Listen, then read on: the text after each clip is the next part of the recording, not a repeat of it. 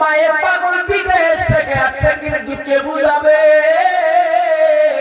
তার মা নাই, মা নাই। ওই যুবকটা ফোন করে বলতেছে, মা যখন বিদেশ থেকে বাংলার জমিনে ল্যান্ড করবো গো মা, যখন বিমানটা নামবে সর্বপ্রথম যেন আমি মা তোমার চেহারাটা দেখতে পাই। আহারে দেখেন না, যখন বলতেছে গো মা আপনার চেহারাটা যেন সর্বপ্রথম আমি দেখতে পারি, মা বলতেছে বাবা কোনো সমস্যা নাই, আমরা তোর জন্য অপেক্ষামান। কিন্তু আল্লাহর কি মহিমা, আল্লাহর কি মহিমা, ওই যুবকটা যে আসবে আসার 7 দিন আগেই তার জন্ম দুঃখিনী মা দুনিয়ায় থেকে চলে গেছে।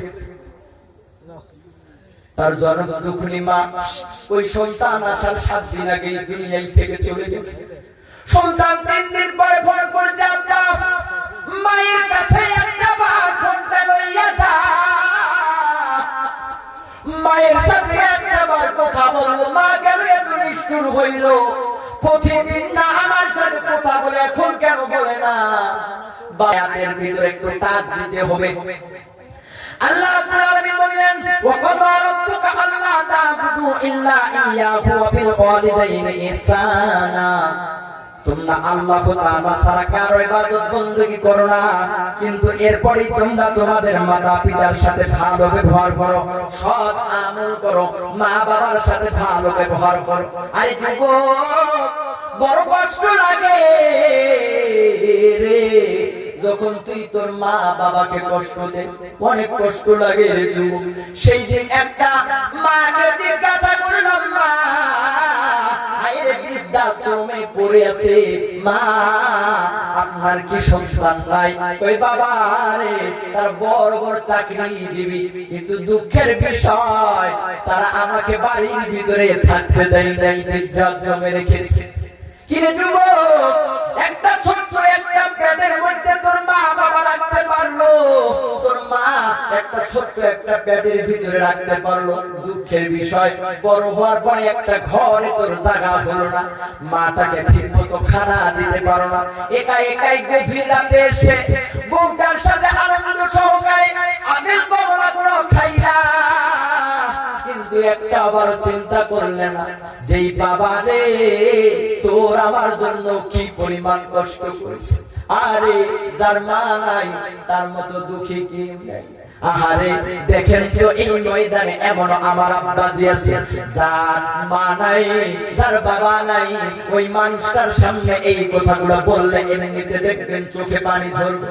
আহারে যুবক দেখেন, আরে আবার কোন কোন সন্তান আছে নিজের মা বাবাকে নিজের জীবনের চাইতেও বেশি মহব্বত করে। এমনি একটা আপনাদের ঘটনা শোনাই, বাস্তব একটা ঘটনা শোনাই।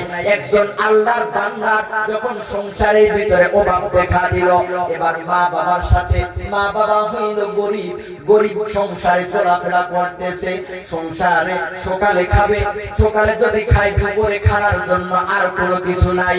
এবার ওই যুবকটা মায়ের কাছে আবদার করলো, মা আমাদের সংসার তো এভাবে চলে না, ওগো মা আমাকে প্রবাসে যাইতে হবে, প্রবাসে যাইতে টাকা কামাইতে হবে গো মা। এবার মা বাবা উপারক হইয়া এবার অনেক কষ্ট কইয়া সন্তানকে বিদেশে পাঠাইয়া দিছে রে। যখন বিদেশে পাঠাইয়া দিয়েছে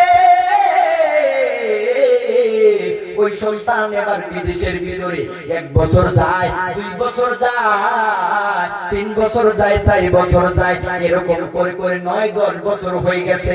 এবার মাকে কল করছে, মা 9-10 বছর যাবত আমি বিদেশে আছি, এ পরিমাণ টাকা কামাইছি গো মা, কিন্তু টাকা আছে কিন্তু দিলের মধ্যে শান্তি নাই। কারণ মা সকাল হলে আপনার চেহারাটা দেখতে পারি না, বাবার চেহারাটা দেখতে পারি না গো মা, আমার বড় কষ্ট লাগে ও মা, তোমাদের সাথে অচিরেই দেখা করব।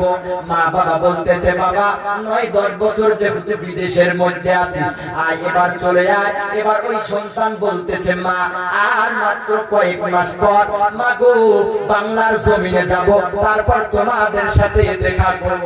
এর যুবক ভাই এবার দিলটা নরম কইরা দাও। দেখো না কেমন হৃদয় বিদারক ঘটনা।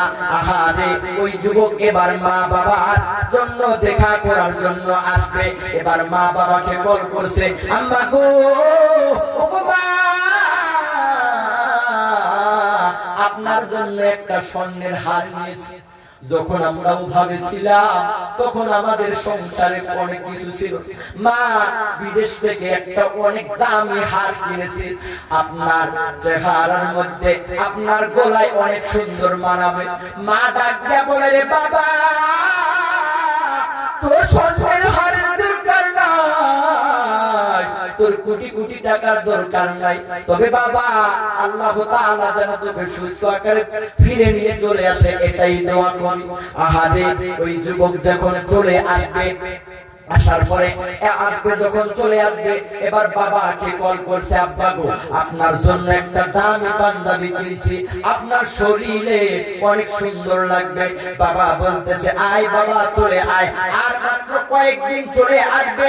এবার যখন চলে আসবে, ওই যুবকটা ফোন করে বলতেছে, মা, যখন বিদেশ থেকে বাংলার জমিনে ল্যান্ড করবো গো মা, যখন বিমানটা নামবে, সর্বপ্রথম যেন আমি মা তোমার চেহারাটা দেখতে পাই। আহারে দেখেন না, যখন বলতেছে গো মা, আপনার চেহারাটা যেন সর্বপ্রথম আমি দেখতে পারি। মা বলতেছে, বাবা কোনো সমস্যা নাই, আয়, আমরা তোর জন্য অপেক্ষা মান। কিন্তু আল্লাহর কি মহিমা, আল্লাহর কি মহিমা, ওই যুবকটা যে আসবে, আসার 7 দিন আগেই তার জন্ম দুঃখিনী মা দুনিয়ায় থেকে চলে গেছে। তার জন্ম দুঃখিনী মা, ওই সন্তান আসার 7 দিন আগেই দুনিয়ায় থেকে চলে গেছে। সন্তান 3 দিন পরে ফোন করছে, আব্বা, মায়ের কাছে একটা বার ফোনটা লইয়া যা, মায়ের সাথে একটা বার কথা বলবো। মা কেন এত নিষ্ঠুর হইল, প্রতিদিন না আমার সাথে কথা বলে, এখন কেন বলে না? বাবা বলে, বাবা মনে মনে বলে, বাবা রে, তোর কেমন কইরা বুঝাবো, তোর মা নাই, এই কথা কেমন কইরা বুঝাবো? যেই দিন মারা গেছে, বাবা মানুষের কাছে গিয়ে বলতেছে, কেউ আমার পাগল সন্তানের বলিস না, তার মা দুনিয়ায় থেকে চলে গেছে। এই কথা যদি সে বিদেশের মাটিতে জানে, সেও দুনিয়ায় থেকে চলে যাবে রে। কেউ কিছু বলে না। এবার সন্তান আর মাত্র 3-4 দিন পরে চলে আসবে। বারবার বলে, আব্বা, আপনার সাথে কথা বলতে পারি, মায়ের সাথে একটা মুহূর্ত কেন কথা বলতে পারি না? মা কেন এমন নিষ্ঠুর হইয়া গেল? বাবা বুঝাই, বাবা রে, তোর মা নাকি তুই আসবি, তারপর তোর সাথে কথা বলবে। এবার যখন সবাই এই বুঝ দেয়, যেই দিন বাড়ির মধ্যে চলে আসবে, ল্যান্ড করছে যখন বিমানটা, এমন সময় সন্তান তাকাইয়া দেখে, বাবার চেহারাটা দেখা যায়, মা নামক চেহারাটা দেখা যায়। আরে দেখেন না, যার মা নাই, ওই ব্যক্তিটার চোখ দিয়ে বেয়ে বেয়ে পানি পড়তেছে। এ বাবা, দেখেন না, একটা ফোঁটা কোরআনের মাহফিলে চোখের পানি ফেলাইতে পারেন না। ছেলে আসতেছে, স্বর্ণের হাতটা নিয়ে বাবাকে বারবার বলতেছে, আব্বা, মা আসে নাই কেন? দেখেন না, মায়ের গলায় কত সুন্দর মানাবে গো আব্বা। বাবা এইদিকে মুখটা কইরা কান্না করতেছে, বাবা রে, তোর মা নাই, তোর কেমন কইরা বুঝাবো? বাড়িতে যখন আসছে, বাড়িতে আসার পরে বন্ধা কান্না করতেছে, পাড়া প্রতিবেশী মহিলারা কান্না করতেছে রে, মায়ের পাগল বিদেশ থেকে আসছে, কিন্তু কে বুঝাবে?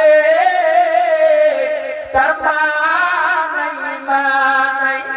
এবার ওই পাগল সন্তান একবার একটা রুমে যায়, আরেকটা রুমের ভিতরে যায় রে। যাওয়ার পরে দেখে মাকে দেখা যায় না। বোনেরা কান্না করে ভাইকে বলতেছে, ভাই কই মাকে কেন দেখা যায় না? মায়ের চেহারা কেন দেখা যায় না রে? মায়ের চেহারা কেন দেখা যায় না? ভাই বলতেছে, ভাই আয়, তুই নাকি তোর মাকে দেখবি, এতই যখন পাগল হইছিস রে, আয় আয়, তোর মাকে দেখবি আয়। যখন ওই সন্তানটাকে লই দিয়া ভাই ছোট ভাইকে লইয়া কই আয় এবার জঙ্গলের দিকে লইয়া যায়। এবার ভাইকে ডাক দে বলে ভাই মাকে দেখার জন্য 10 বছর পরে লাখ লাখ টাকা খরচ করে আসলাম দেখার জন্য, কিন্তু আপনি কেন জানি বাসতলার দিকে নিয়ে যান, বাসারের দিকে নিয়ে যান। বাইরে বিষয়টা তো বুঝলাম না। নিয়ে যাইতে যাইতে হঠাৎ করে একটা গোরস্থানের কাছে লইয়া গেছে। যখন লইয়া গেছে এখনো দেখে কবরে বাঘগুলো এখনো পর্যন্ত কাঁচায় আছে, এখনো পর্যন্ত শুকনা হয় নাই। কই কিরে ভাই মাকে দেখাবা বলে কই একটা কবর দেখাই দাও কেন? এবার বড় ভাই জানাইয়া দেয় বাইরে তুই তো মাকে বড় ভালোবাসি, কিন্তু তুই আসার 7 দিন আগেই তোর মা বেরেন স্ট্রোক কইরা মারা। আরে যার মা নাই কেমন কইরা বুঝাই? বন্ধুরে যখন ওই সন্তান শুনছে মা নাই, সাথে সাথে কবরটার মধ্যে পইরা গেছে, সাথে সাথে কবরের মধ্যে পইরা গেছে। আর বলে ভাই এখন তো মা মারা গেছে, বলেন না এখন কি আমাদের জন্য কোনো কিছু করার নাই? বড় ভাই ডাক দেয়া বলে ভাই একটা দরজা বাকি আছে, কোটি কোটি টাকা খরচ করে আসছো এখন কোনো নাই, আর মা তোর কাছ থেকে খানা যাবে না, আর কোনোদিন তোর কাছ থেকে কোনো কিছু যাবে না। ভাই আমরা মায়ের জন্য চাই এখন দান করে যাবো রে ভাই। ও মানুষ, ও বুঝতে পারি মুসলমান, এতক্ষণ পর্যন্ত আলোচনা শুনলেন, এতক্ষণ পর্যন্ত মধুময় একটা ভাঙ্গাচুরা কণ্ঠে বয়ান শুনলেন। ভাই আজকেও দেখতে চাই মাদ্রাসাটা হইতেছে, এই মাদ্রাসাটা ছোট্ট ছোট্ট বাচ্চারা দেখেন না কত সুন্দর করে জানাজার নামাজের শিক্ষা পাইতেছে। আরে মনে কি চাই না একটা সন্তানদের জানাজা পড়নেওয়ালা বানাবে? আরে আমার মা বাবা বলে বাবা তোর দ্বারে কোনো কিছু চাই না, খালি জানাজার নামাজটা তুই পড়াবি। কি মনে চাই না রে আব্বা জান? এ পড়তার আম্মা একটা সন্তানকে রেখে যান না, ওই মাদ্রাসাটার জন্য কিছু দান করে যান না। যা কিছু দান করে যাবে কাল কিয়ামতের ময়দানে আপনি শুইয়া শুইয়া পেয়ে যাবেন। এবার দেখতে চাই এমন কোন আল্লাহর বান্দা আছেন? সর্বপ্রথম আমাদের সভাপতি সাহেব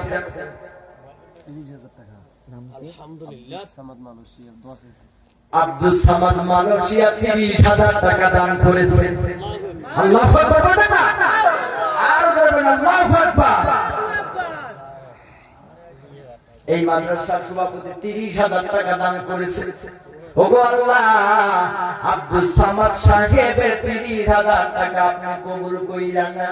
আমিন।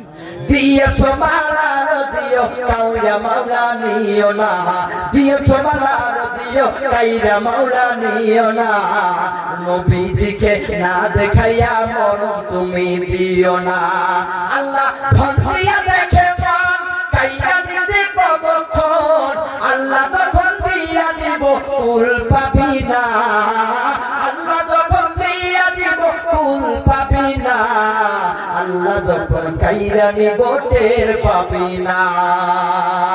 এবার একটু ছোট্ট পরিসর মুনাজাত ওঠা যায়। আল্লাহুম্মা আমিন।